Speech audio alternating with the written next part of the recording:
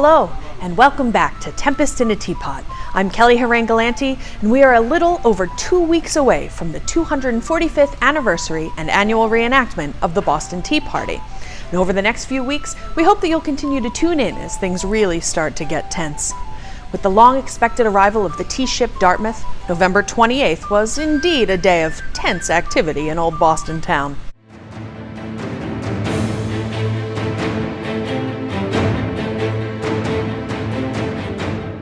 In the early morning hours, a pilot comes aboard the Dartmouth and navigates her into the harbor through the deepest parts called the King's Road. By 11 a.m., she passed Castle Island and is officially entered into Boston Harbor. She comes to anchor just off stern of the Admiral's flagship, the HMS Captain, about 400 yards off the end of Boston's Long Wharf. News of her arrival quickly spreads through Boston. At noon, the Board of Selectmen meet regarding the Dartmouth's arrival, expecting to hear from consignee Jonathan Clark with his proposals regarding the tea.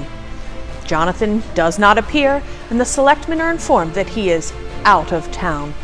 They adjourn until late afternoon. At 5 p.m., the selectmen reconvene and again await proposals from the Clarks and other tea consignees. Messengers are sent to their homes, but several of the consignees are not there. The selectmen adjourn their meeting, failing to summon an official town meeting for the following day. And at 10 p.m., 2 Custom House officers row from Castle Island to the Dartmouth and board her to inspect her cargo of tea. This is highly irregular before a vessel is officially entered into port through the Customs House. That being said, this tea is no regular cargo. As of this morning, November 29th, the following broadside was found posted everywhere in the town.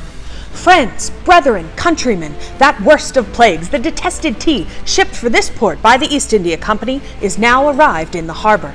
The hour of destruction or manly opposition to the machinations of tyranny stares you in the face.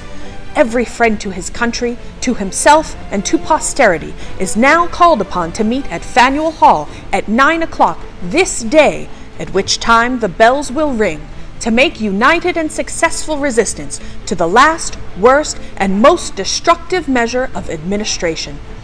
A multitude of townspeople have responded, and a meeting dubbed "The Body of the People" now rages on. Want to find out what happens next? Make sure you watch our next installment of Tempest in a Teapot. Also, discover more about the Boston Tea Party by visiting us at bostonteapartyship.com and following us on our various social media channels. Don't forget to join us to commemorate the 245th anniversary and annual reenactment of the Boston Tea Party, co-produced with Old South Meeting House in Boston, Massachusetts.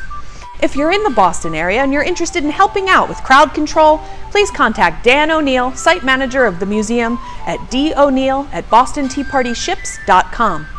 But if Boston is a little too far away, yet you're still interested in participating, send us your dry, loose-leaf tea here at the museum, and you too can join the many others who have sent us tea to be thrown into Boston Harbor during our big event.